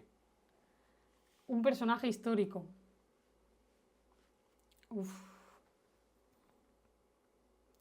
¿De España o...? De donde sea. Es que no sé si es muy correcto. Políticamente. Da igual.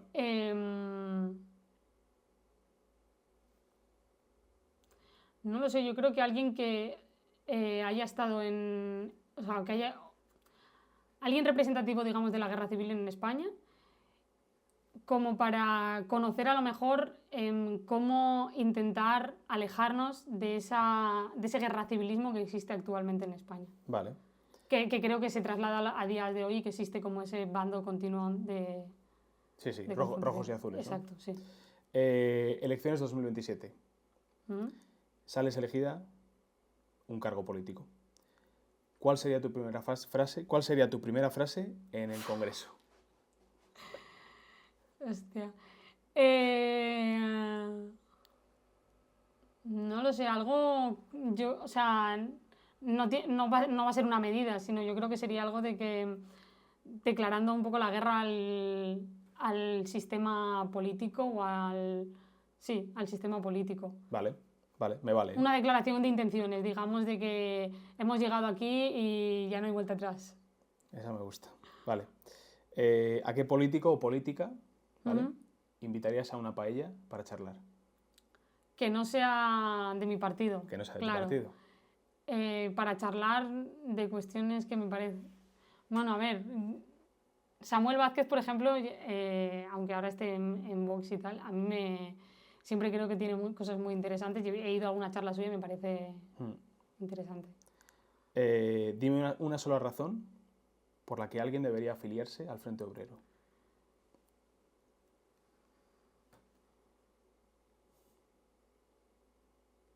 para mí valores, te diría, y es que yo creo que somos lo que hacemos.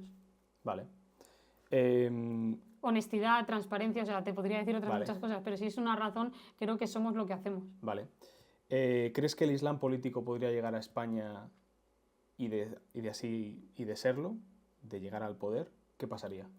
Hombre, una guerra civil.